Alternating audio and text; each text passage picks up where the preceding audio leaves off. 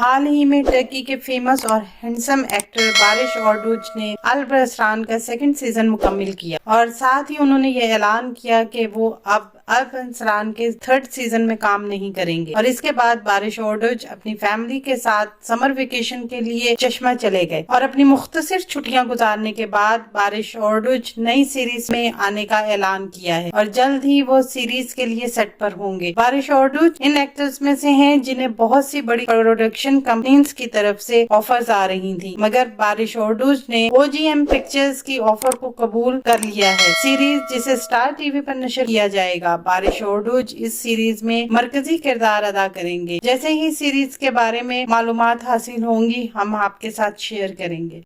آنے والے دنوں میں اپنے پسندیدہ ڈراموں کی مزید معلومات کے لیے ہمارے چینل کو لائک کریں، شیئر کریں اور سبسکرائب کرنا نہ بھولیں۔